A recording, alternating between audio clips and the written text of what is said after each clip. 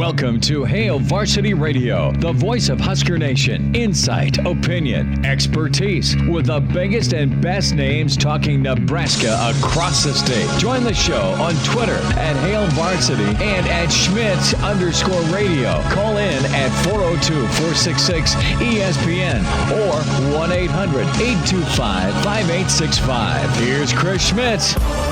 Welcome to it. Great to be with you on a Thursday. It's Hail Varsity Radio, presented by the Nebraska Lottery. Opening day, April Fools. And we got no fool running the show today. He's wearing his royal blue. We say hi to Willie J. Will Wilson. We just held him at gunpoint. Kidding. It was more of a trank dart setup. But Will Wilson is back in. How are you, man? Good, Schmitty. What's going on, dude? Nothing. I mean, you are fired up. It's opening day. You're a giant baseball fan. You grew up loving the Royals. Kansas City. This was hilarious. You have Sam Mellinger, longtime Kansas City media member. So the 2021 Royals booed for 15 minutes into the season opener, narrowly breaking the record of 16 minutes set for the 2012 crew. Oh, man, so we're already breaking records. All right. Yeah, the wrong kind. And, dude, now Alex Gordon threw out the first pitch at Kaufman, which was awesome.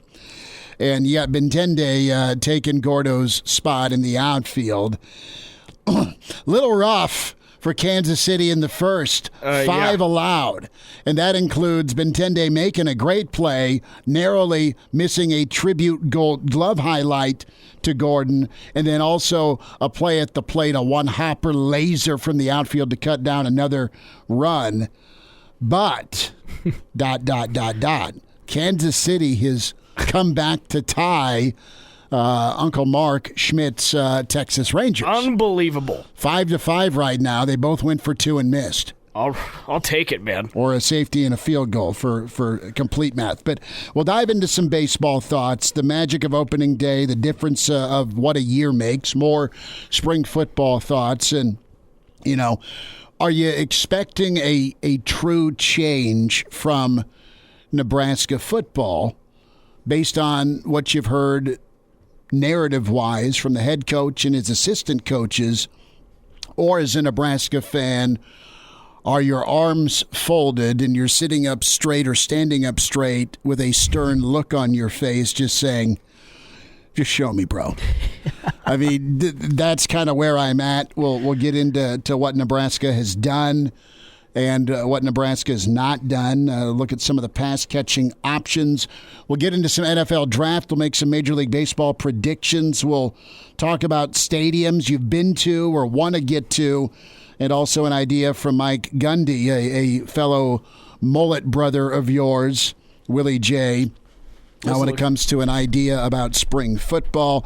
Russ Landy, NFL Draft Insider, coming up in about 15 minutes. I want his take on the quarterbacks and some of his reaction on how some of the Husker guys did in their pro day, and if any Nebraska guys, how high they might be on the radar. As you know, we're inching closer here. We're into April. End of April's when the draft starts. You'll hear that here on ESPN Radio. Gary Barnett, Coach Barnett, we will talk trick plays with him since it is April Fool's Day. We'll get into some of that. Brandon Vogel with us. He is at Wrigley. We will catch up with Danny Burke, the pride of Chicago. Burke's Best Bets in Hour 2. Numbers to dial us up, 466-3776, 466-3776.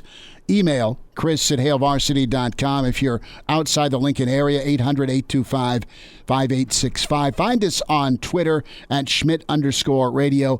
And Willie J, give me your Twitter again, at Willie J. Yeah, you can find me at Willie on the radio. At Willie on the radio. Yes, sir. At Willie on the radio. And with MLB back at it, pretty cool, man. Pretty cool. The scene in Detroit makes me think of like one of the coldest sporting events I ever went to. And you have Miggy Cabrera going yard work in Detroit as snow is falling. It's really an incredible scene and very apropos for the Tigers. But I went to Detroit mid to late May. We got out of college early. It was one of my sophomore years at Nebraska. So I went with my buddy Jay.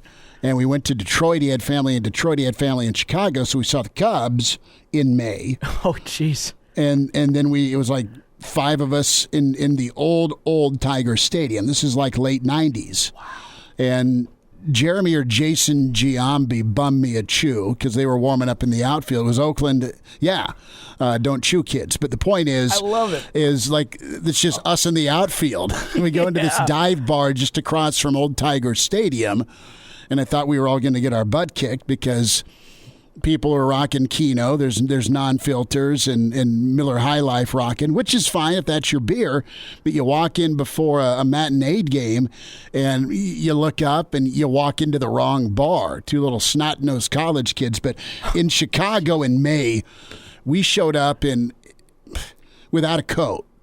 Didn't quite go shorts because, hey, it's May. No, it was cold. It was cold. It was cold in the bleachers. But it was well worth it to check out Chicago. I got to get back to Wrigley, so excited for that. I got to get down to Kaufman this year, and I'm really jacked about trying to get out to Colorado at some point. And we'll get into like favorite stadiums and also kind of that bucket list of Major League Baseball shrines you want to visit. So with the spring game a month away, we have a great idea here from Oklahoma State head coach Mike Gundy. And Gundy's like, how about, and he talked to the Oklahoman about this, how about an inter campus spring game? It's like, why not? If I'm Oklahoma State, I've got Arkansas that we could play. Nebraska's not far away. Just a couple of names he threw out. How would that grab you as a Nebraska fan? I love it. Yeah? I love it. And would you just eat into profits a little bit and keep bringing people in? Would you go neutral site, Arrowhead? Oh. I'm just asking because the spring game, everyone from all corners of the state, that's the one game you can usually get into in normal years. I know it's a little different this year, but it'd be really awesome to see your team, kind of like the NFL during training camp. You'll have the Cowboys play the Rams, or Green Bay play, kind of a partner that's practicing near them. Yeah.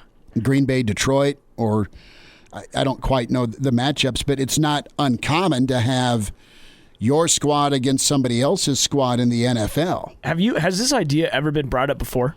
I'm sure it's been brought up, but you have a head football coach that wins about 8 or 9 games a year and does pretty well in the Big 12 in Coach Gundy, obviously a flamboyant personality. Right. Well, and I think of basketball. I mean, they do secret scrimmages, Right. Doan will roll in, or Nebraska played Iowa State not long ago.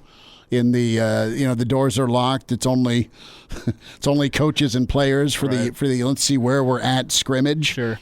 So I'd love this, and if I'm Nebraska, I'd lob a phone call to Colorado State. I'd lob a phone call to North Dakota State. I know they're playing this spring, or South Dakota, or South Dakota State, Kansas.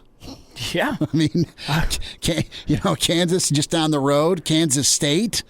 I mean, there's a lot worse opponents out there to practice against, i.e. yourself. Is your 4th team or 5th team better than you do a quarter of 1s versus 1s against Colorado State or North Dakota State?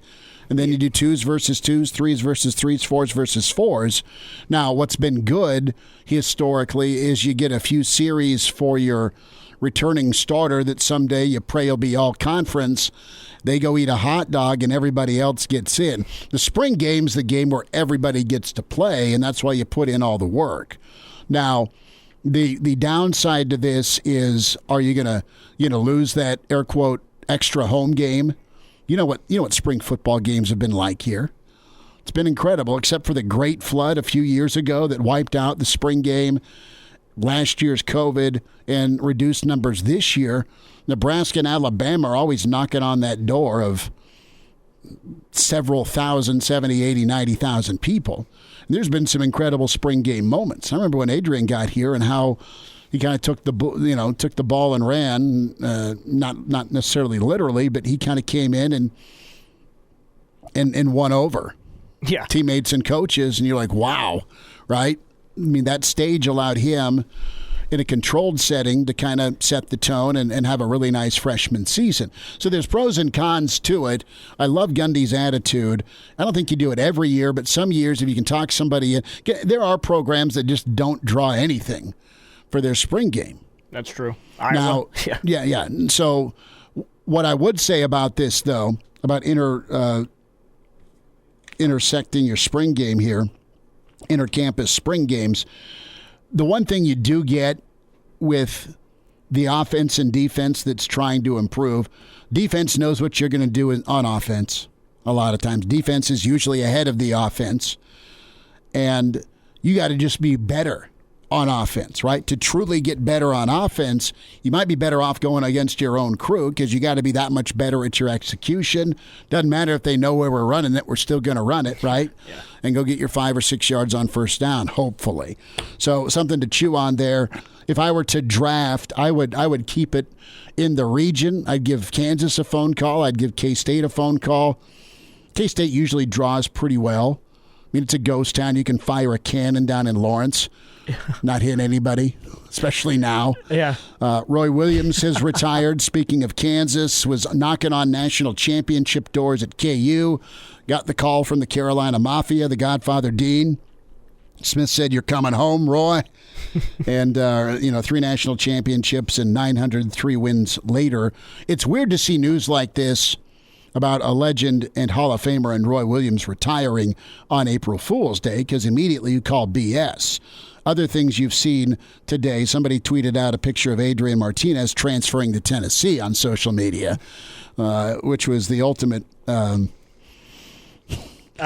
April Fools. Yeah. But, it still did not go over well. Yeah. And we'll talk to Gary Barnett about some trick plays, but this is really cool.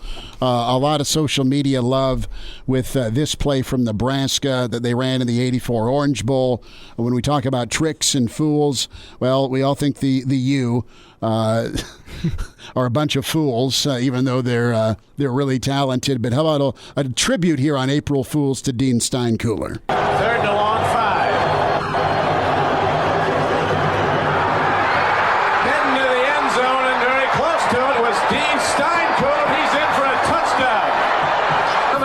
Steinkuhler, number 71. He hands it to old Dean.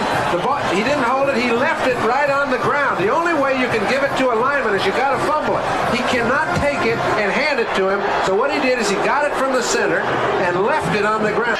He left it perfectly. The old Fumblerooski touchdown to break the ice against Miami in that vintage Orange Bowl game. And a lot of tricks in college football. Coach Osborne was incredible with trick plays. You had the Fumblerooski, the last Fumblerooski in the history. They're like dinosaurs. They're now extinct. Was by Will Shields, I believe, against Colorado in 1992. Really? I think Will Shields is the record for offensive lineman yards per carry, not scoring a touchdown. I think Steinkuhler went about 22 yards there, but big old Will went 17. But no, trick plays are just awesome. And it was tweeted out on by ESPN College Football, a list of just memorable trick plays. Now, there were some non-memorable trick plays. Remember the oops moment in the Alex Henry and Ndamukong Suh Colorado game where they tried the fake little flip over the head that LSU used to run? Colorado was on it and picked the ball off and ran it to the end zone. They tried a fake field goal. At one point, Nebraska did. Where the field goal holder gets the snap and then just blindly throws an alley-oop. Right. A little hook shot action. Little hook shot action that went nowhere. But as awesome as the Fumblerooski is on April Fool's Day, can you ever forget Boise State and their back-to-backs, starting with the hook and ladder? This is really pretty awesome in the Fiesta Bowl against Big Game Bob. Down the middle, James, the lateral to the corner of the end zone. Can you believe that? No, Nebraska would have been playing in that game had they not lost to Oklahoma. That's right. In the Big 12 championship game. Oh, man. And, Chris Peterson, to put that exclamation point on just how smart an offensive coach he is, the old Statue of Liberty, that we all ran in flag football. Well, this was for the win. Boise State for the win. They hand it off to Johnson. Boise State has won the Tostitos Fiesta Bowl. Can you believe it? No, not at the time, no. We got Adrian Peterson on the sideline. Oklahoma was up 21 in that game, and Boise came back, and super memorable. But, I don't know, man. A lot of the trick plays are great. The fake snap that was great to the snap directly to the running back. The old play, this is years ago, where in junior high ball, your quarterback would wander over to the sideline like he's in motion and saying, "Coach, I think I'm going to get sick," and then they'd snap it to the up back. And voila, you'd get a touchdown. Classic. That was the hope. Classic. But trick plays, man, on April Fools, there's a ton of them.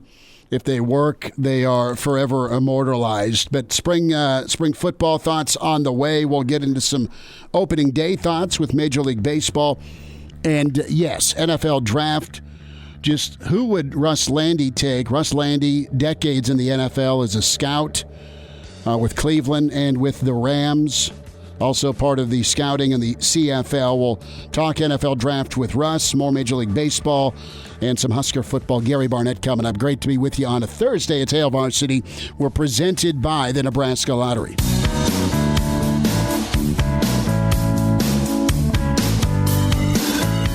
And now, back to Hail Varsity Radio. Thanks for spending time at Hail Varsity Radio. We're presented by the Nebraska Lottery. Still some kinks being worked out with Major League Baseball. Cody Bellinger just crushes one out to left field. Justin Turner was on base, but he thought it was caught, so he went back to first. Bellinger passed Turner on the base paths, was ruled out. So a 2-run shot counts for 1 run instead. Man, base running. Wow. Let's talk some NFL draft. Longtime NFL draft scout and part of the CFL. We say hi to Russ Landy with us, back again on Hail Varsity Radio. Russ, thanks for spending a few minutes today. How you doing? Mine is doing fantastic. How about yourself? We're all right, man. We're smiling a little bit. Went through some trick plays that are pretty memorable to tip our cap to April Fools. And, of course, baseball is back, but NFL on our mind, and want to get into it with you a little bit here. And I want to start off with just your impression. You've seen some of the who's who of quarterbacks over the years in the draft, and what do you think of kind of the upper echelon of this 2021 draft class at quarterback with Lawrence, of course, and Zach Wilson, and Fields really wowed a lot of folks earlier this week in Columbus? I think it's a good class. I don't think it really compares to some of the elite classes we've had in the past. I think when I look at a guy like Trevor Lawrence, he grades out as a very good prospect, similar to Tua last year, similar to Justin Herbert last year and Joe Burrow.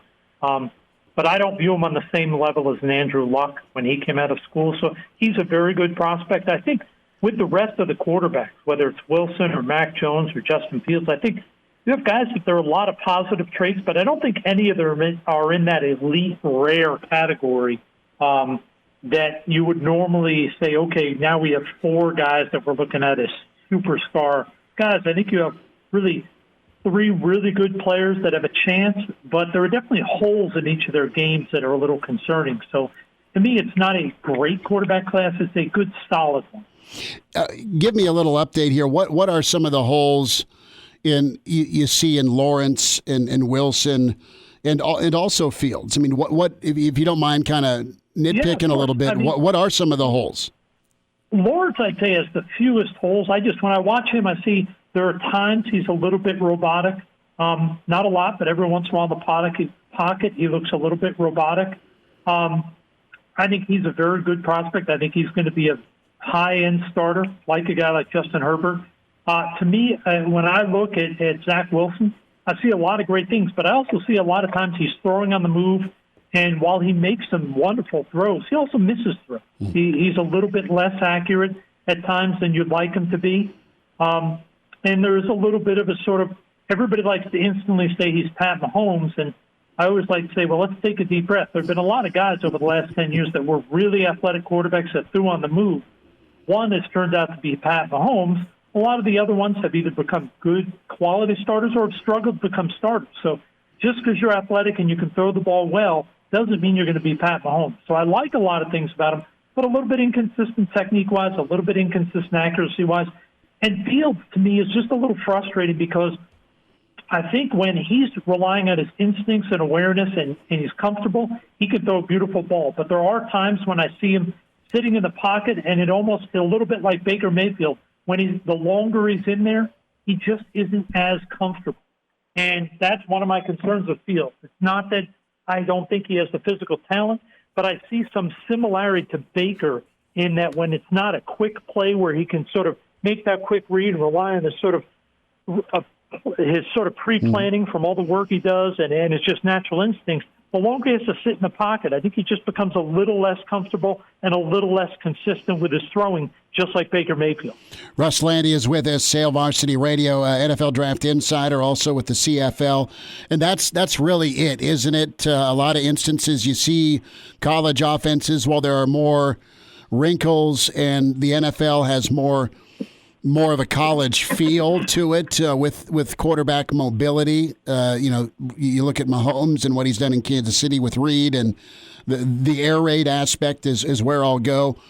Ultimately, though, you still got to be able to get your progressions, and you can't just go read one and fire, right? I mean, that's the trick, isn't it, to get a guy that can make plays throwing the football, but be patient and better in the pocket? Well, really what it comes down to, and it's something that I think everybody, including myself, who's been doing this for 20-some-odd years, you have to obviously adapt and learn and become better at your trade. But when I talk to quarterback coaches around the league, in the NFL, in college, they all point to the same thing, which is even if he's a great athlete and he can make plays with his feet, if he can't function at a high level within the pocket and at least be a good passer, your chances of success at the NFL level are not good, because no matter how good you are running around, unless you're going to say we're going to run the Baltimore Ravens offense and we're just going to run it 45 times, you are going to have to throw the ball on traditional sets. I'm not saying your drops are going to be traditional and the route tree is going to be normal, but you are going to have to drop back, make reads, and get rid of the ball accurately and quickly. So unless a quarterback can do that, it doesn't matter how athletic he is. Don't get me wrong. We all want a quarterback who can jump out of the pocket like Mahomes or Russell Wilson or Josh Allen and can change plays when they go sideways. But you still have to be able to function at a minimal level as a passer to be able to be a successful quarterback in the NFL. It's not just about athletes. Are you on the fence about Mac Jones because of who was surrounding him, or is it more of just some of the mechanical / transitional question marks you may have about him? I like Mac a lot. I mean, I have not finished my film on him. He's one of the guys that I still have to do some more work on. I like a lot of things he does. I think my concern is not so much that he's not a guy who can be a starting quarterback. I just don't think, just like I don't think with Fields and with Wilson, we're talking about a guy that really is in that sort of top 5 pick, sort of a guy that I feel very comfortable saying this guy is going to be a guy to lead my team and be a high-end starter. I see a lot of positives. He's a really bright kid. When you watch him sit in the pocket, he seems comfortable.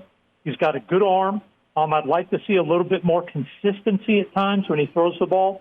But overall, I mean, there's a lot to like about him, just like there is with Wilson and Fields. I just don't think they're at that level of that elite, rare guy that you prefer to take at number 2 or 3 in the draft.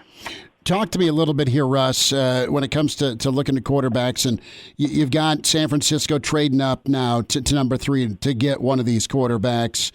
You had Rosen get drafted 10th overall, and then Arizona moved on very quickly in just a year and went and got Kyler Murray, and he's been really nice.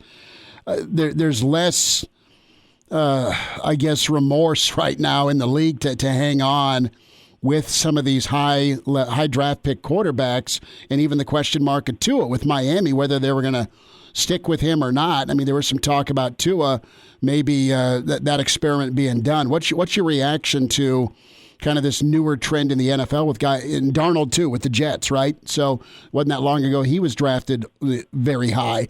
What's your take on NFL and front offices and coaches moving on from high quarterback draft picks this early?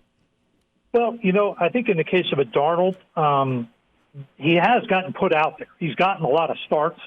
So it's not like you're saying, hey, we've seen 5 starts and we're ready to move on. To me, Arizona, that, if I'm an organization, or an outsider looking at that organization, that's embarrassing. You hire a head coach and you take a quarterback at 10 overall, and within a year, both of them are out of there. And the head coach you replaced him with and the quarterback you replaced him with, although Murray has played well, we still haven't seen the playoffs yet. So to me, that's sort of an embarrassment to everything that's gone on there. Now, hopefully they get it right this year because there's a lot of good, hardworking people there at Arizona. But I think a lot of it is that with these contracts today, you're not putting in, like you were 15, 20 years ago, you're not putting in the Matt Stafford or Sam Bradford's $40 and $50 million bonus, so you're crippled in terms of on your roster if you get rid of them. And I think teams are much more willing nowadays to say, you know what, we feel comfortable we missed on this guy, and we're willing to take the hit because it doesn't cripple us on the salary cap. I think there's good in that you're admitting your mistake and moving on. But at the same time, I also think it's bad in that it almost sort of gives you a second swing when you screw up when you do a poor job of scouting. It's really easy to get off the hook now and try to go get the next guy because you're not tied into $20 million on your salary cap. Russ, unless you sign him to that second contract like Wentz. Yeah, no, absolutely. Didn't mean to step on you there. San Francisco does what at number 3 in your opinion? I got to believe it's a quarterback. Which one is hard to tell because when you look at a lot of these guys, all of them are athletic kids. And if you look at Coach Shanahan's history, he wants athletic guys who can roll out and make throws on the move. I mean, whether people are all talking about Mac Jones, but, Justin Fields and even Trey Lance have to be in that discussion because they will fit athletically what he wants. Now, all the other categories as to where they fit in his offense, that's obviously he's the only one that's going to know that. But I think there's no doubt they don't trade up to that spot. There's only 2 ways they trade up. Is they feel 100% confident they know who's going 1 and 2, so they know who they can get at 3, or they have 3 players, most likely quarterbacks, all graded equal, and they're content to take whichever one of the 3 falls to them at 3. So those are the only 2 options for why they would trade up. So I'm sure Coach Shanahan has already decided who he's picking and what they're doing. And my guess would be if Mac Jones or Fields is there, it's going to be one of those 2. Russ, a couple minutes here, a couple of Nebraska names. I'd like your quick reaction to Brandon Hymas. What's an early projection for him? DiCaprio Boodle's a guy that maybe at least will get a little bit more notice running the 4.38 with the pro day. And then Matt Farniok's versatility, Jack Stoll and Dedrick Mills. There's also some Nebraska guys that could be free agent guys. But anybody from Nebraska on your radar here for this 2021 draft? Oh, there's no question. I think, look at Brendan James. You're talking basically a 4-year starter. Yeah. 3 years at left tackle, first year right tackle. He's going to get drafted. And I think all players that were longtime starters like him, like Farniok, I'm not sure if I'm pronouncing correctly, they'll have a huge advantage because the bottom of the draft is not particularly good. Round 6 and 7 is pretty much going to be what normally would be undrafted guys. So guys like James, Farniok, they're going to move higher up on the board. I'm not saying Brendan is a day 2 pick, but he's going to have a chance of being in that 3rd, 4th round because he's a 4-year starter, big kid, athletic, 6'5", almost 300 pounds. I would lean towards the 4th round, but I think he's got a chance to slip higher. The Farniok kid, he's going to get picked. You mentioned the Boodle kid. It wasn't just the 40. You're talking about 36.5-inch vert, 10.6 broad jump, really good 3-cone, 6'7", 3-year starter at corner, 5'10". You don't find corners that are that athletic. He's going to get drafted. I'd be very surprised if he doesn't, just because in a draft like this, where teams are really scouring for guys to fill in the last 2 rounds, a corner with that athleticism. And then Jack Stoll, to me, is an interesting kid because I think before the 2020 season, you would have said, this is an intriguing kid. He's decent height, almost 6'4", 250 pounds, runs pretty well. He hasn't been super-duper productive, but he caught 25 balls in 19. I think the arrow was pointing up. But he's been battled through this whole year of injuries, really had the one first game with the start and has been battling ever since. But he worked out well. He ran a 4.65, 247 pounds.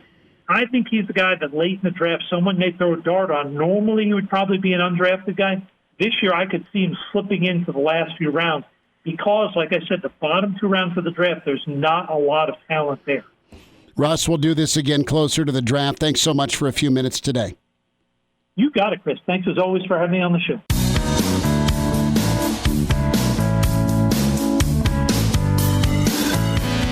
Chime in 402-466-ESPN or email the show, chris@HailVarsity.com. Just try me.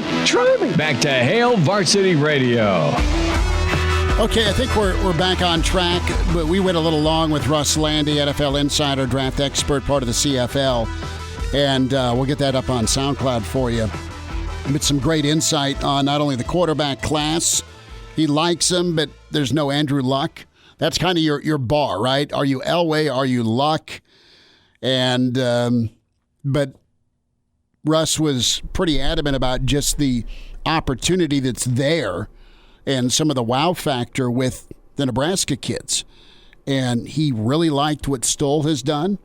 And DiCaprio Boodle is a guy, and DeCap, Russ touched on it, just the multi-years he was at Nebraska, the adversity that DeCap, went through just with the transition, and even being a satellite camp kid, busting his ass to get noticed from a satellite camp.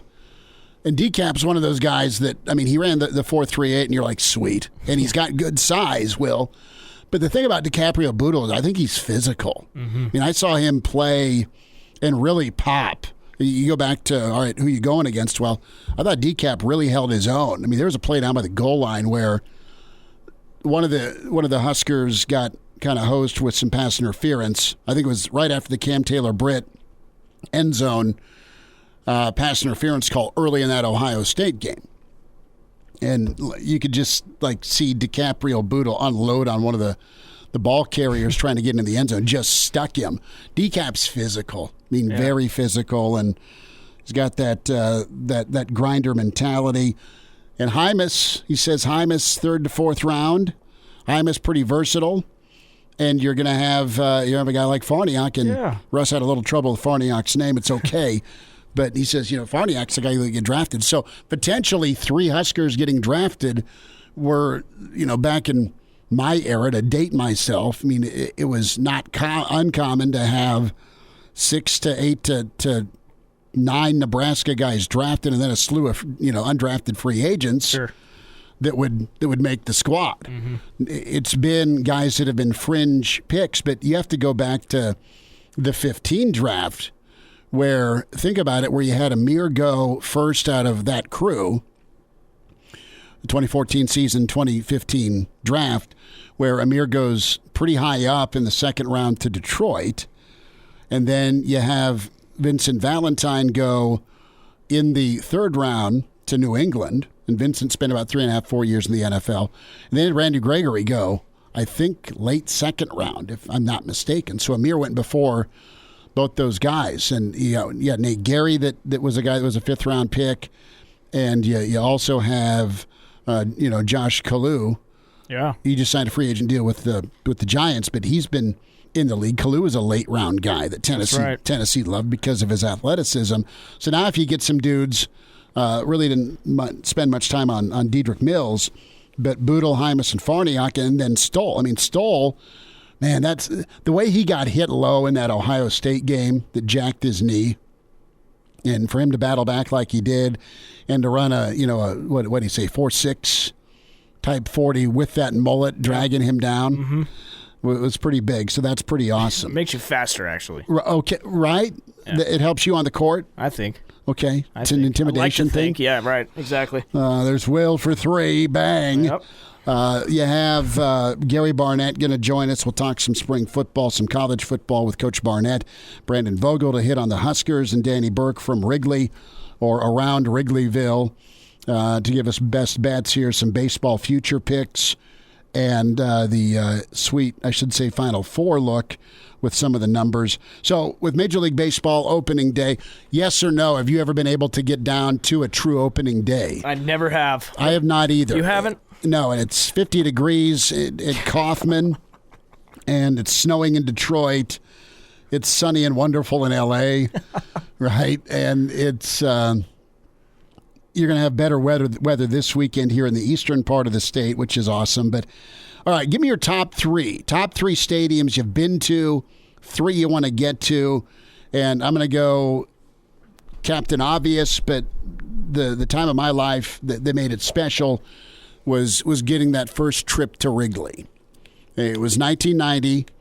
Dad got us seats in the bleachers, and then Dad caught a home run ball from Andre Dawson. No way. He did. He caught it. He got it, and he was immediately, like, attacked. Like, everyone's going for the ball in the left field. Dawson smokes one. My dad was able to get it. My dad was probably generously at 235, about my height. Okay. So he had a base to him, and he caught the home run ball. Wow. And he got smoked by about 6 other just vultures going for it. It's like you're playing a game of 500 in the backyard and someone takes you out right as you're about ready to get up there. Sure. So he was able to track it. Let's just be honest. It came right to him. Yeah. Well. And he got the home run ball. But that was awesome. So Wrigley's one for me. As much as Kaufman was a part of my childhood and, Royal Stadium, making the trip down, I'm going to put that third. Nostalgia and like ambiance, Wrigley's old and historic. I would go every year. We went to the new Twins Park, which was really cool. And every year we try and hit a new ballpark. We'll try that again this year.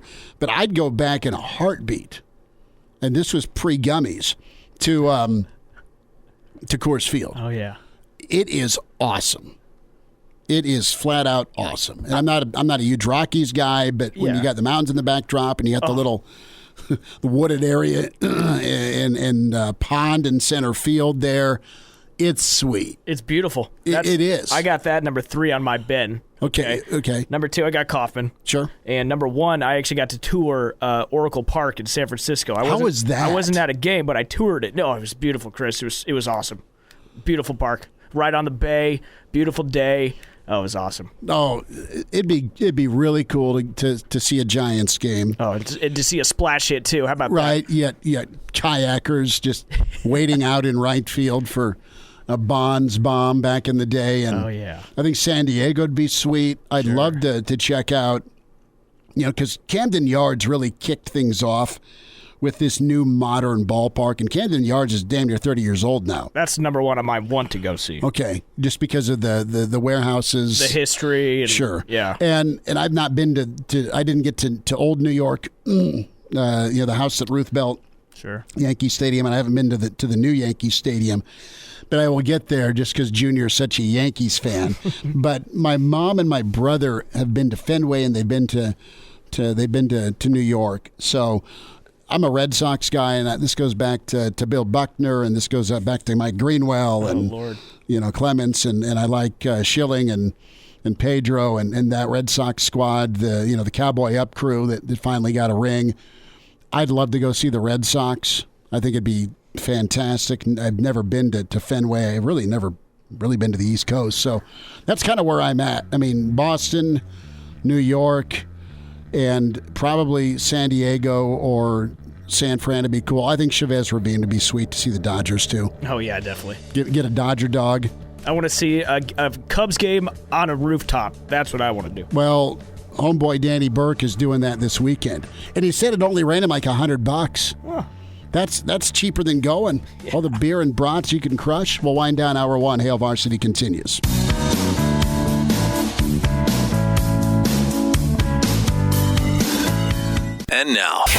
And now, back to Hail Varsity Radio. All right, commitment news. Vic Jones Jr., Olympia High School, Florida. And good for Vic. He's a 3-star wideout. And you have this being tweeted out here by Coach Lubick. Coach Beckton, Coach Lubick, Frost Company. So how about old Victor Jones? We'll call him Mr. Jones. I like that. Give me more wideouts, man, for Nebraska football. And he looks like Will Wilson here, raising that right fist, going into the end zone. Yeah, I got some offers from Cincinnati, Kentucky, Arkansas. So, hey, all good. So 6-2. Yeah, right. That kind of falls in line with where Nebraska's going and what Coach Lubick was talking about, getting better and bigger wide receivers, and give me guys that can make adjustments to the ball and are a little easier to see.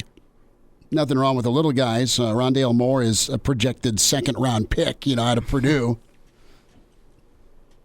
But, I look at one team that has done well in the Big Ten's Northwestern.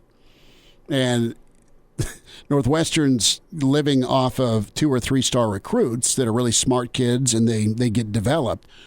But what Northwestern does is their route combinations are just deadly. How can some guy, I think Ebert, remember that guy? Ebert was their little slot dude, kind of a Wes Welker guy. And, okay. You've seen a lot of things on social media here the last couple of days about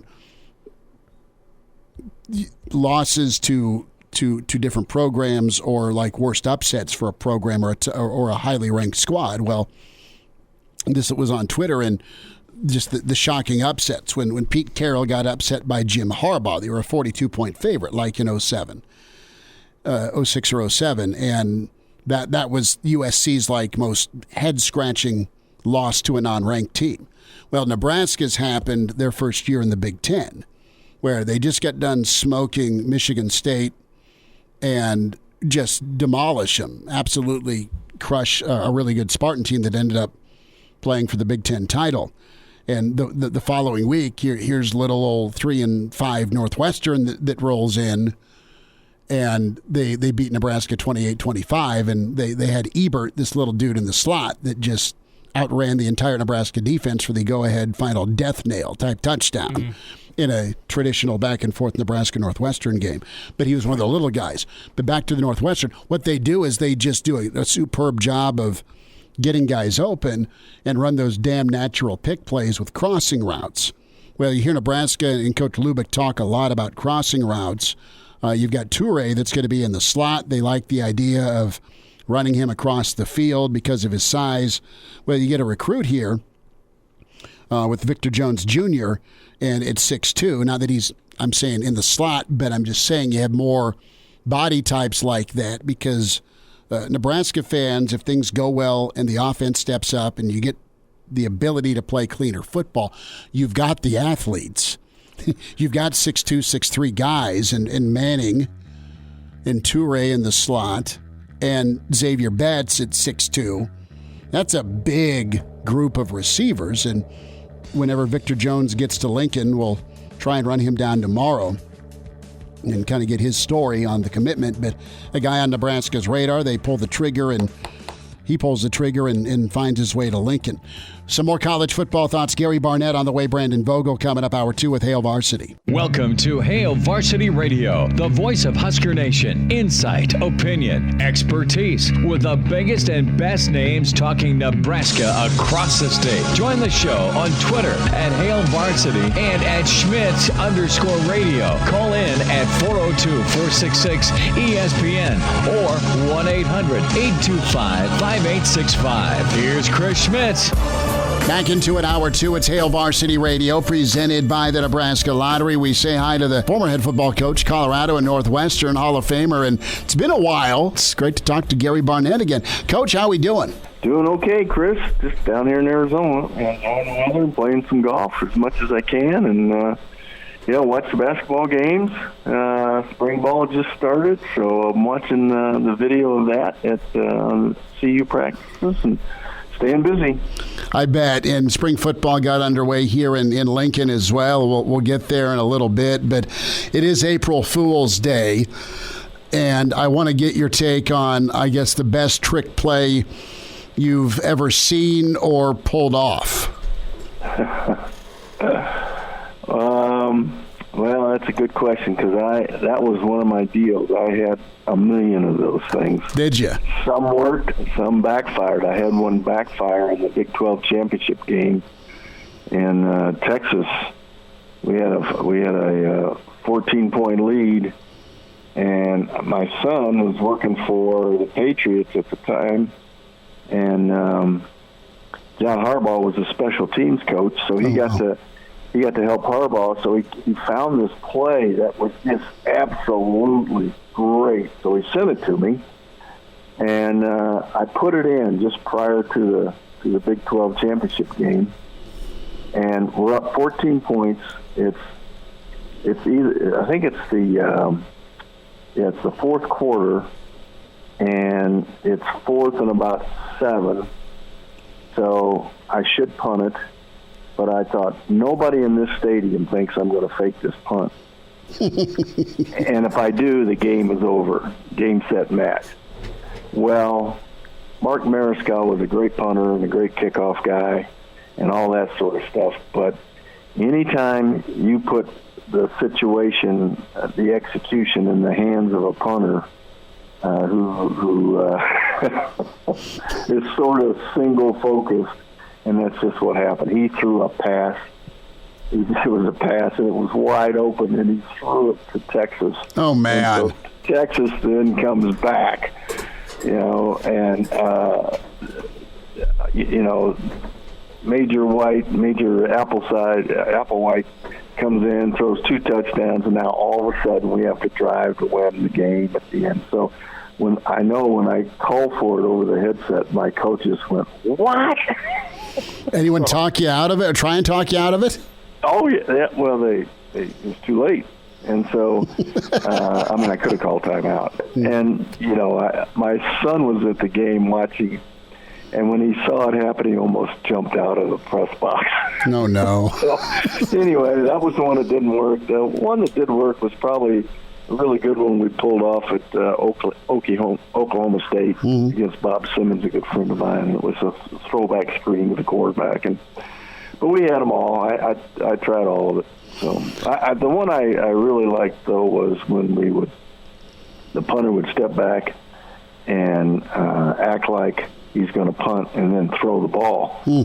So what happens is the destroyers on the outside would bump and run the guys coming out on the outside. So you have to tell the official that it's going to be pass interference because he's going to be bumping him on that passes in the air. And we had it happen, and it they called pass interference, and it ended up being a fake punt and got the ball back and scored. So, well, if you have a kicker that's not great, I would just fake every 4th down and hopefully a handful of times get a pass interference call. maybe work it out. Never know. And then one I took and had the punter act like he kicked it and actually throw it. And so the punt returner, and he had a great arm, so he threw it really high. Punter called for a fair catch, and our guy just went down and jumped in front of him and caught the ball.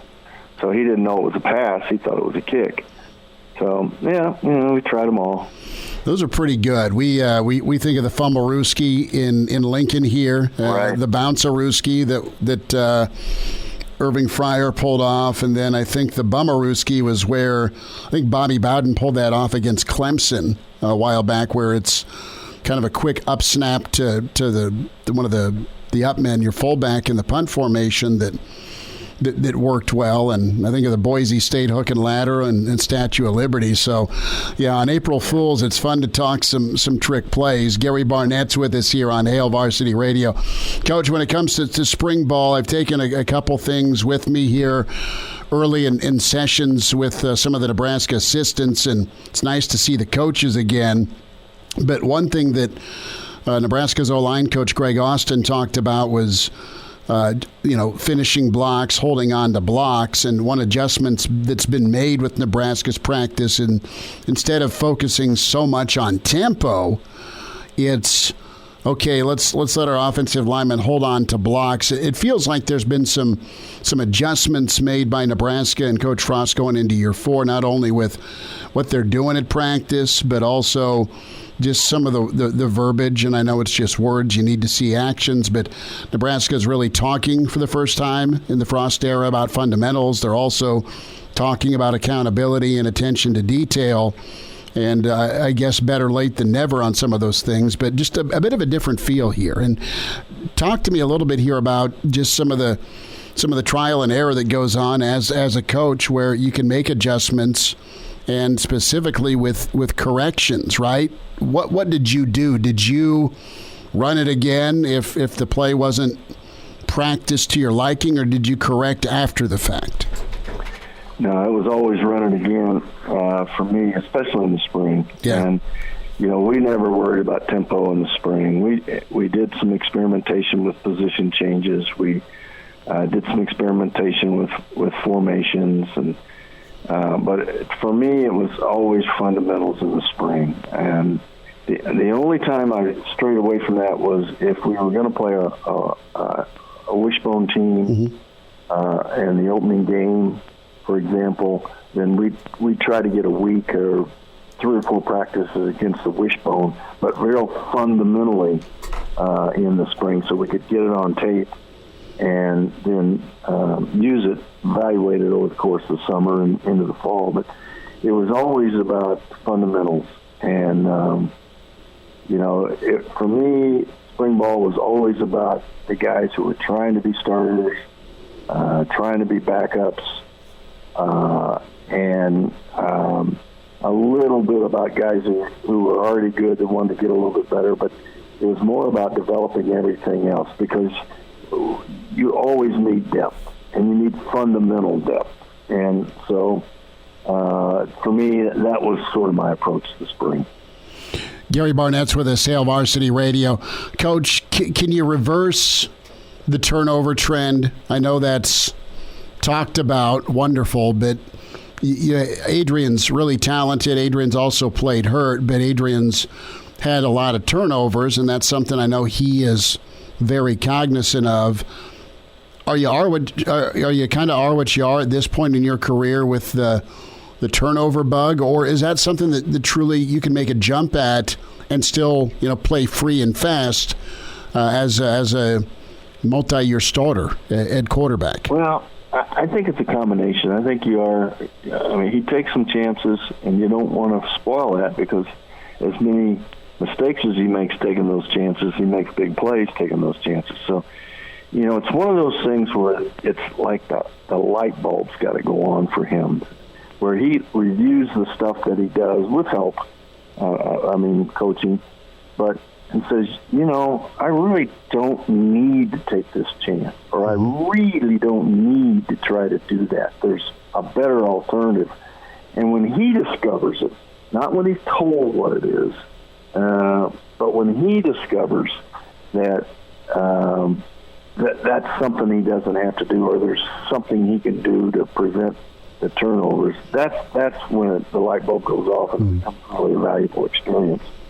And you have to show him. You have to show him what the consequences are.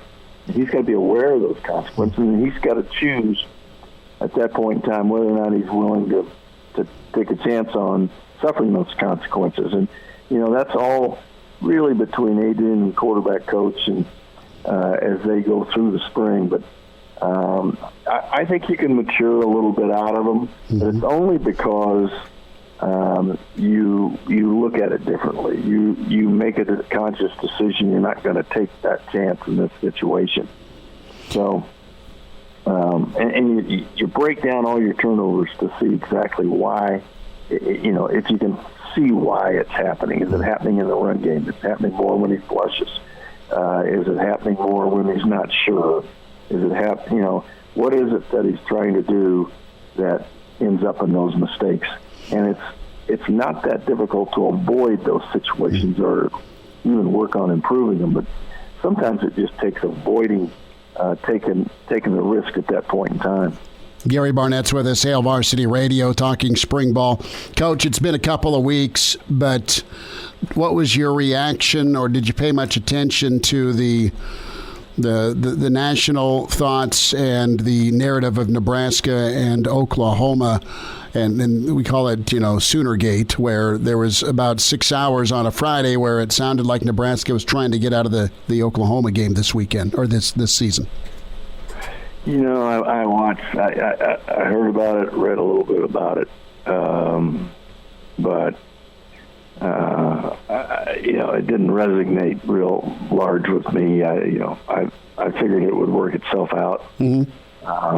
But I don't know what the details were of it, but I think it's a game that there's a lot of people in the Midwest would really like to see played, and me being one of them. Oh, sure. Well, we've already got our RV spot picked out, man. We're going.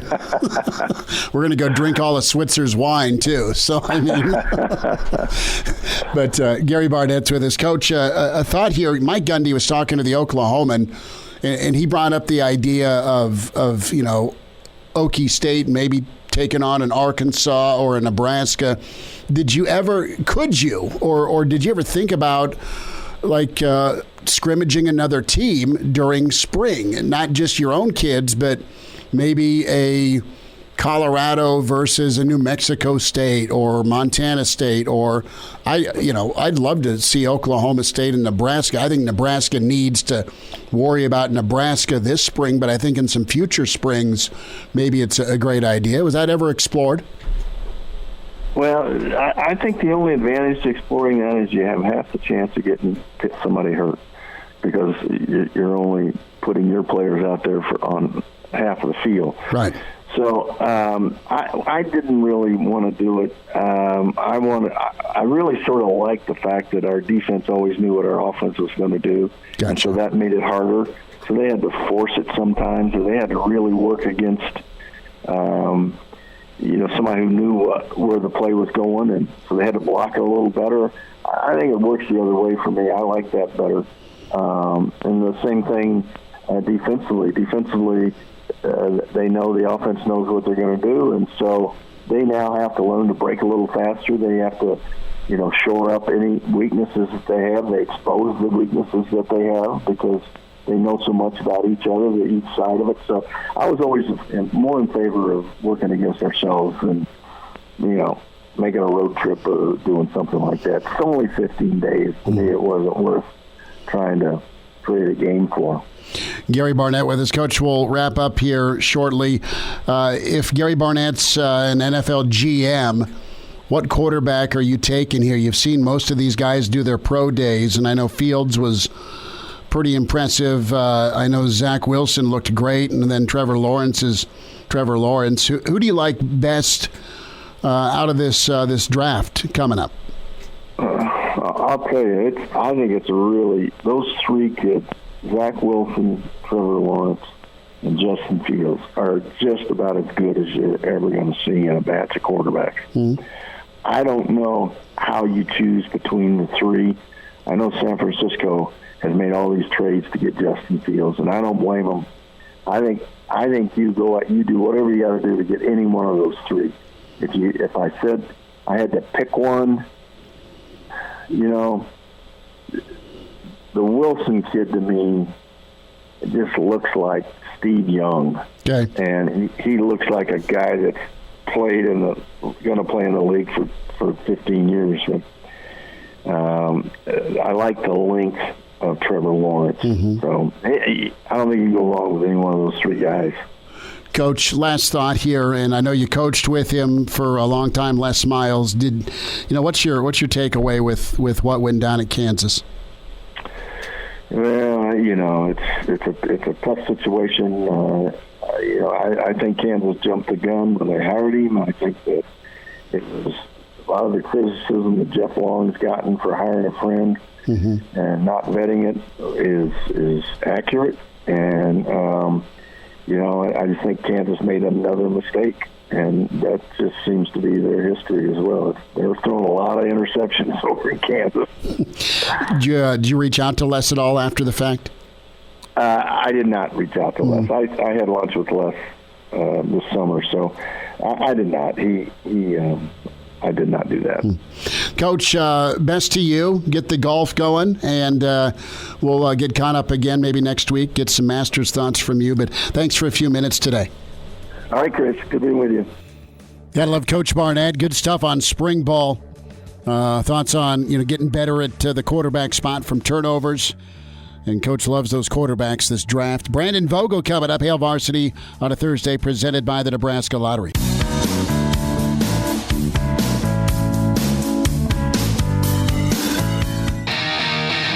And we're back Fellas, think we could listen to the radio on Hail Varsity Radio, presented by the Nebraska Lottery. Yes! That's awesome! Hail Varsity Radio, Thursday, presented by the Nebraska Lottery. Great story from Gary Barnett there when trick plays go wrong. It's kind of like the old When Animals Attack, right?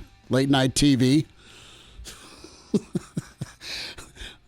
Don't ever ask your punter to throw a pass in a Big 12 title game against Texas is the moral of the story. We say hi to Brandon Vogel, Hail Varsity managing editor.com and magazine, author with John Cook.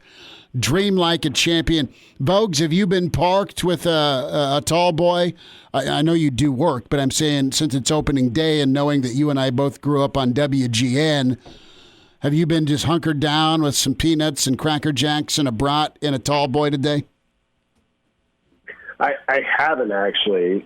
Now that you mention it, peanuts would have been a great idea. I love the whole entire process of cracking peanuts. I checked in on Blue Jays and Yankees. I was very excited to see that the Blue Jays had the powder blue uniforms on.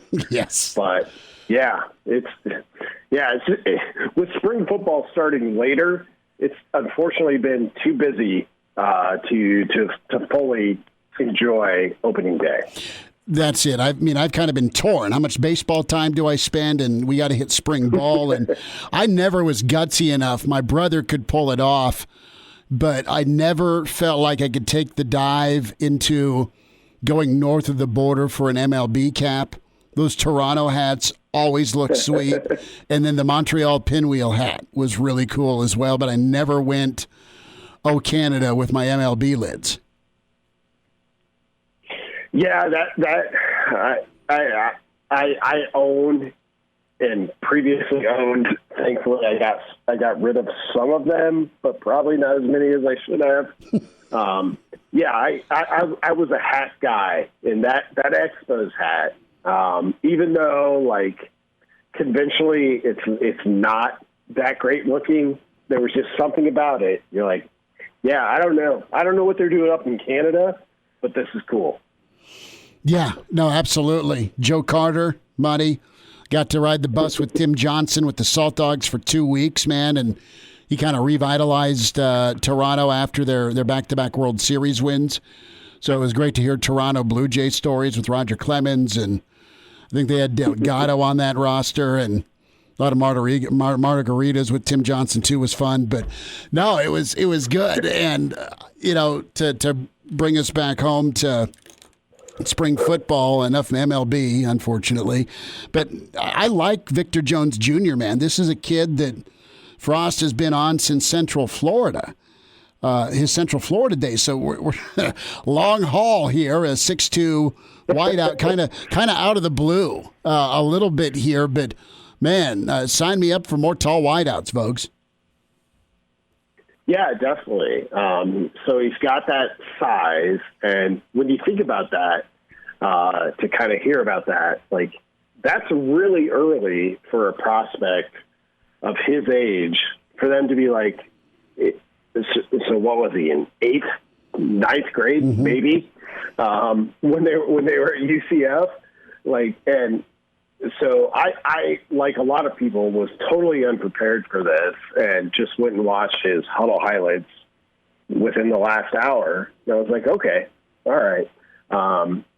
Definitely seems to have some speed, has that length. Like, he's not the towering wide receiver. I think he's listed 6'2", but he makes up for it in speed. So, okay. Like, I'm kind of in on this. You're like, Nebraska's going to have a hard time kind of winning 4- and 5-star battles, particularly for wide receiver, because everybody's after those. So these guys that kind of come from off the radar intrigue me quite a bit. Very fair. And you look at Jones, we're talking bang for your buck, 18 per receptions out of Olympia High School. He's a 200-meter guy, so track athlete, 22.4, which is Vogel speed. And Maryland, Loxley doesn't screw around with skill position talent, right? So Maryland was in on him, West Virginia's in on him, Louisville's in on him, Wake's in on him, and then, of course, Central Florida. But, yeah, you got to go back to 10th grade, when Nebraska's been in contact, and that's another win for Becton and Fisher, no doubt. And I can't wait for Lubick to work with some of these kids. And, what's your take here on the overall tone? Is it fair to say more grown up here? Again, just words, not action. But are you reading a different emphasis here this spring? I don't know if it's struck me as so much different, but I think grown up is the right way to put it. So good job by you on that. It just seems a little bit of like, hey, we all know where we've been. We all know where we want to go. So how is the approach from point A to point B? And this felt, the two availabilities we've had so far have felt a little bit more like, yeah, this is more measured. This is more, we feel surer, I guess, to use a terrible word. No, it's all right. Of where we're going to get to. And I'm in the middle of like deep Hale Varsity yearbook prep. I was going through kind of returning production today, looking at the Big Ten West, and it's interesting for Nebraska because defensively they return production that says they should continue to progress on defense. Offense is a little bit more of a gray area, but I honestly feel good about Nebraska's offense. Like, I'm not ready to kind of anoint the wide receivers yet, but I like the talent there. And I feel the same a little bit about running back. Like, they've got to come out and show it, which I think is the spot that a lot of Nebraska fans are in right now. But there's enough there. Like, there's enough there that makes me feel more optimistic, I guess, than pessimistic as it pertains to the offense. Vogues, what do you deem this offense? You look at numbers, you look at success rate, and Greg Austin was the first to say, look, stats don't tell the full story, because he didn't say underachieved yesterday, but that was kind of the tone. You look at what Nebraska has ranked, and Derek Peterson will talk to Dr. PD tomorrow, but Nebraska killed it when it comes to explosive runs from a percentage standpoint. It was incredible. But you're talking empty calories and no points and a bad red zone number. So it's great to be optimistic, and I'm right there with you. They've got the dudes. They just got to get those guys positioned to go do it. And I think they can, but I'm interested to your take here. If you were to label this offense, what do you attach to it? Just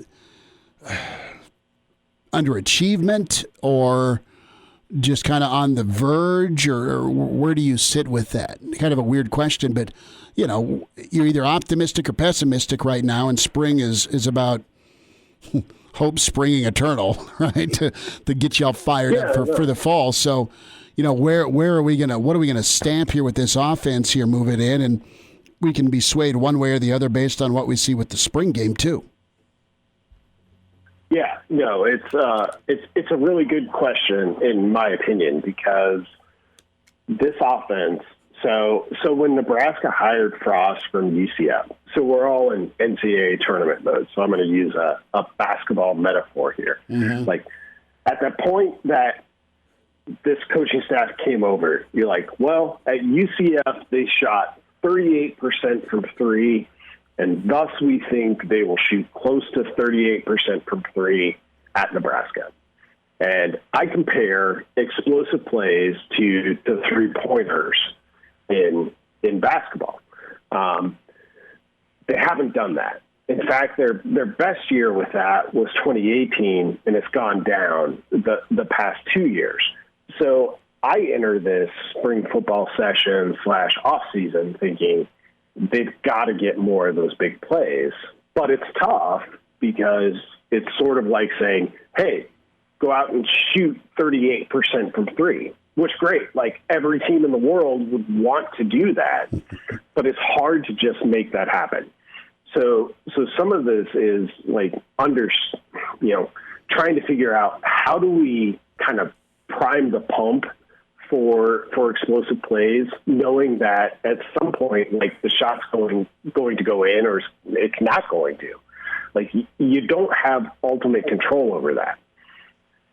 It goes into a lot of things, but I think that's really the key. Like if you told me Nebraska could have a better than average explosive play rate in 2021 on offense, I'd be like, great, they're going to win 8 games.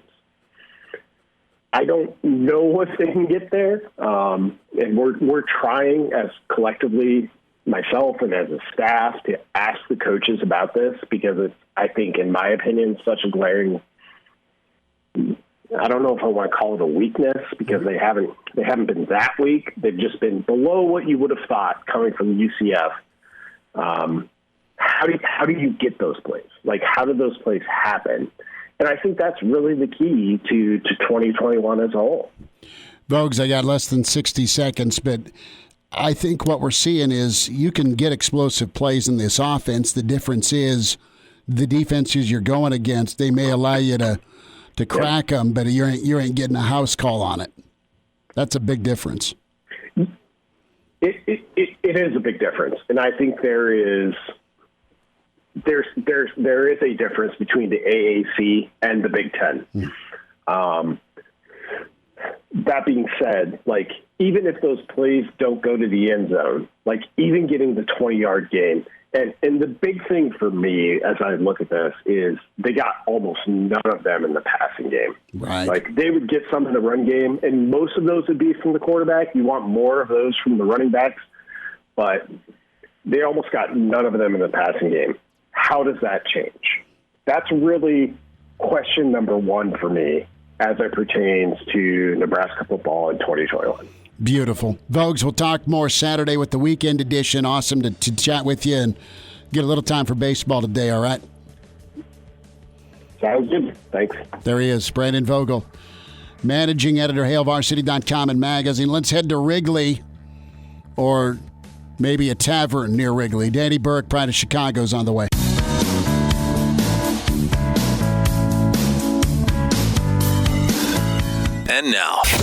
And now, back to Hail Varsity Radio. Back into it. It's Hail Varsity Radio, presented by the Nebraska Lottery. Time for the Pride of Chicago, Danny Burke, Burke's Best Bets. And can find Danny on Twitter at DannyBurke5. You listen to him Rush Hour on the VSiN Sports Network, 6 to 7. Danny, you got to sneak into Wrigley a little earlier today and walk around Wrigleyville. How many old styles deep are you, my friend? Had to keep myself contained today, but after the show, I may dive into a couple of them watching the late slate of games. But no, yeah, I live close enough to where I could take a nice leisurely stroll and got to check out the venue and just see, it's obviously not the same as it is on a generic opening day, but still compared to last season, there's people all around and you could see and hear some people in the stands. So it was a good feeling to kind of have that back. It is, and some of the fondest baseball memories I have, a lot of years going to Kaufman and checking out the Royals, taking Junior to a Rockies game, with his buddies and his team a few years back for youth baseball on a tournament weekend out in Colorado. But when my folks would take us to Chicago a handful of times, it was incredible to be out in the bleachers or right along third baseline. And I haven't been to Wrigley in a long time. I need to get back, but man, that's pretty awesome. You got to go check out that hollowed ground, you know? Oh, absolutely. I mean, you're right. It's just one of those things when you walk up the steps, you see the sunlight and have the smell of the hot dogs, peanuts, beer. It's very nostalgic, and just doing it for the first time, remembering that, and then countless times after, it's one of the best feelings in the world. Daddy, let's talk about some MLB Futures. What teams are on your radar for 2021? I know it feels great to actually have an opening day with people in the seats. Yeah, so I talked about this on the show a little bit yesterday, naturally, as we were leading into opening day. I only had 2 futures bets because I think the market is going to be very open and more profitable as the season progresses. Because, baseball is so long in itself that anything can happen over the course of this long season, so you get a better judgment, maybe a better price, and then a better feeling and can jump on it then. So I didn't do anything with season win totals, but I did play one division winner, and that was the Cardinals to win the NL Central. And yes, I know my kid self is beating the crap out of me. Yes, exactly. I mean, so the Cubs fan of me is just absolutely drilling me right now. But look, I mean, based on the price I got, plus 160, they went down to about even money or plus 105 at a lot of places. So I really liked the price I was able to get. And the Cardinals team is arguably still going to be top dog, and then they added Nolan Arenado. So that infield is just going to be filthy, and it's another elite hitter that's going to just benefit this squad that already has a pretty established starting pitching rotation. The bullpen is what keeps me a little bit leery, but I like the price with the Cardinals. I think they have a great shot to win the division. And then also another bet that I placed were the Nationals to make the playoffs, and you can get the yes at plus 130. Now, you got to remember that the playoffs are expanded to 16 teams now. And the Nationals still have a solid squad. I mean, you got Scherzer there, Strasburg, Corbin, and then you add Lester. Now, I'm not high on Lester, naturally. I wasn't, pissed that the Cubs got rid of him. He's over the hill at this point. But still, for that guy to be fourth in your rotation as a veteran lefty, not too shabby. And then they add Brad Hand in the bullpen, which will suffice and help them out a lot. You also bring in Schwarber, who was my favorite Cub. Josh Bell from the Pirates. You still got Ryan Zimmerman, Trey Turner, Juan Soto, who's arguably the best player in baseball besides Mike Trout. So you get good value at plus 130 to make the playoffs with the Nationals, and I really like that bet. I know the NL East is going to be tough, but the Nationals are still a stacked team that you could get some value on.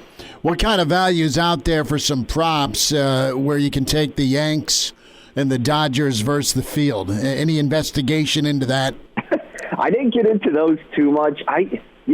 Especially with baseball, I'm not necessarily a fan of that. If I were to do it, because I'm not sure what the price is, but I would look more toward the field. And I know that everybody's assuming that more so with the Dodgers that they'll inevitably be in the World Series. But you got to remember a team in the same division as them being the Padres, who could start some noise this season. And, I mean, who knows what the capability of this Mets team is going to be. The Braves are obviously still stacked. So I'm not as quick as everybody else to jump on the Dodgers here. It's not that they lost anybody significant. They only gained players.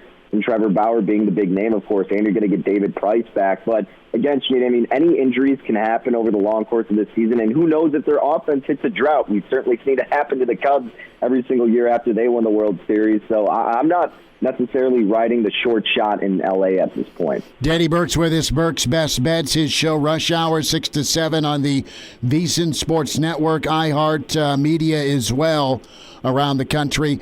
Final four this weekend: Baylor, Houston -5. Baylor, UCLA. I love Mick Cronin, man, and he's got some kids. Gonzaga, those favored by 14. How much have you drilled into the Final Four this weekend? Yeah, you may love Mick Cronin, but my bank account absolutely hates him, Schmitty. I live bet Alabama and then live bet the last game, too, with Michigan, and obviously that did not fare out well for you. For your boy here. So I'm not too big of a fan of UCLA, although in this game, the 14-point spread, I'm not going to lay that with Gonzaga. Yes, they're the best team in the tournament at this point, but laying 14 this deep in the tournament, look, there's a reason the Bruins have made it this far, despite how good Gonzaga is. I don't want to lay that high of a number in such a volatile game and a game of runs, and especially when it can come down to any stupid play at the end. So this would be an in-game strategy if UCLA keeps it close, then take advantage of Gonzaga. The other game I would play, though, I would lay the 5 with Baylor. I think Houston's pretty fortunate for the most part to be in this spot. Not to say that I think they're lucky, but I just think the end of the run is going to be this game, and Baylor's just too deep. They're too good from beyond the arc. Yes, the turnovers have been an issue to start games with Baylor, but if they can build a lead early, I think they should be able to cover that 5 spot. I'm a little surprised it hasn't moved to 5.5 or 6. Maybe it will closer to game time, but if you're looking to take Baylor, I think you take it now rather than later. Danny Burke's with us. Burke's Best Bets, the pride of Chicago, Hail Varsity Radio, and can find Danny on Twitter at DannyBurke5. Kelvin Sampson, a lot of emotion for Sampson to kind of get all the way back and get to the Final Four. But I agree with you. I think Baylor's just too tough. They are just exquisite beyond the arc, and they really take care of the ball. I know that they've not been that perfect this tournament, but man, they've hit some big shots. I'd love to see UCLA push Gonzaga, but Gonzaga just drilled SC, and SC had some high flyers, some NBA talent. Gonzaga is good as advertised. So, Danny, any names out there for the Carolina job now that Roy Williams stepped down? Has Vegas got in there yet on any favorites? They haven't, but I guess I'm just reading someone tweeting about this, and this is kind of interesting. What are your thoughts? Someone said, maybe I'm on an island here, but what about Jerry Stackhouse and what he could do at North Carolina? You get a lot of help and resources there. Do you think that could be a viable option? Carolina is a lot like Nebraska, a lot like Indiana, and the kind of, tongue-in-cheek nickname, the Carolina Mafia. They always go within the family somehow, some way. To make and take their next coach. Stack, I don't know if he's done enough at Vandy. Now, right. Vandy's Vandy, right? So I just think it might be a little early. You got the Greensboro coach that is part of the Carolina family, but I don't know if that's a big enough name. Roy's got an assistant that's been there 19 years. Does he want to be head coach? Good old Uncle, Bill Guthridge got the place in waiting gig many years back after Dean retired until Roy was ready. So we'll see, but maybe Stack's the name. Maybe there's this Jordan Moser, maybe even too, if he's willing to leave Loyola. Oh, he'd absolutely leave Loyola for Carolina. I just don't know that the Heels go that route. Danny Burke with us. Catch him on Rush Hour 6 to 7. On VSiN and, of course, on iHeart. Daddy, have a great opening day. We'll get caught up again next week. Yes, sir. Absolutely. Will do. You too, Schmitty. We'll wind down to Thursday. It's Hail Varsity presented by the Nebraska Lottery.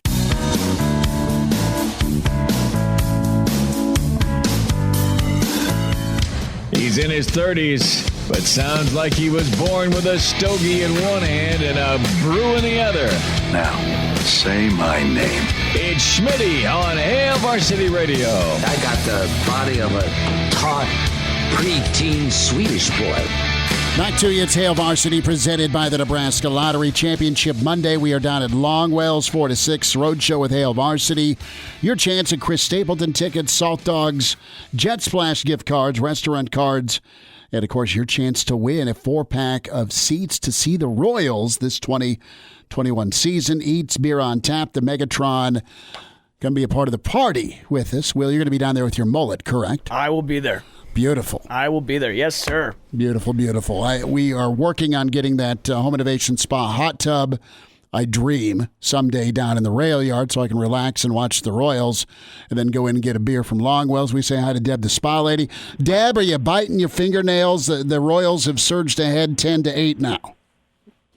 Oh, my gosh. I was just thinking about that. When you said that, I was just working on here to see if I can watch it. Oh, blacked out.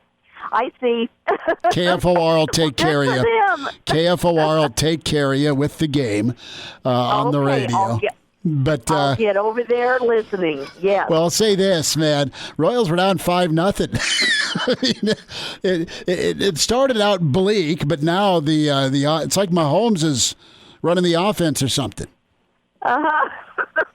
So great. Oh, great. I'm just so glad to see that it's opening day and everybody can get back to baseball and maybe some normalcy. And we're just trying to get spas delivered to get your backyard normal and get you in a hot tub and relaxing. Well, and knowing the Royals fans, I mean, it's going to be a nip and tuck 162-game schedule, so you need a hot tub to relax. And, Deb, I know you have those spring specials going. We do. We've got spas coming in all the time.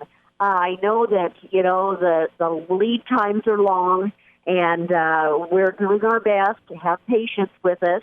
We'll get a spa in your backyard as quick as we can. But the first step is you just need to come in and see us and pick one out. Deb, the spa lady with his Home Innovation Spas, 20th and Highway 2 in Lincoln off Industrial Road in Omaha.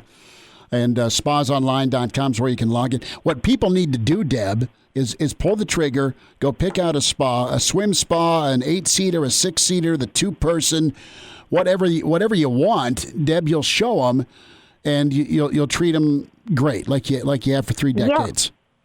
Well, that's right, and it's not just a one-time thing.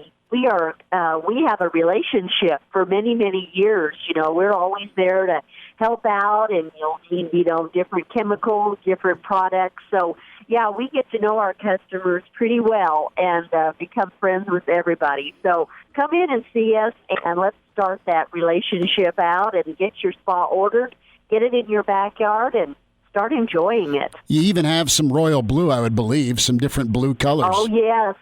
Yes, we have some really pretty majestic sky is the blue color that we carry. So that just sounds good in itself. Give me the majestic sky, and I will run away happy. That is awesome. Deb, hours folks can come see you. 10 to 6 Monday through Friday, 10 to 4 on Saturday, or go to our website anytime, and it's spasonline.com. It's Deb the Spa Lady. Go check out that majestic sky hot tub, 20th and Highway 2 in Lincoln off Industrial Road, Omaha, spasonline.com, Deb the Spa Lady. Deb, we'll check in next week and enjoy some baseball. Okay. Sounds great. Thanks, Chris. All right, Bye-bye. there she is, Deb the Spa Lady. She's the best. Majestic blue, Willie J., like your shirt, that royal blue. That would be all right. And a hot tub would be all right, just to put it simple. You could probably, make it happen. I mean, you've... Danny Burke we just talked to Danny. He's out in Chicago now. Danny'd always have hot tub parties.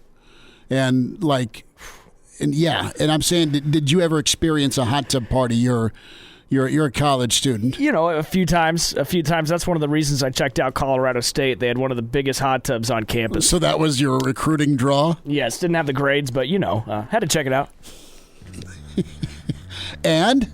It was awesome. Yeah, it was good. Nebraska's okay, though. Nebraska's great. Yes. It's fun. You're a proud, soon-to-be graduate in Nebraska. Wonderful. So, we'll do this again tomorrow.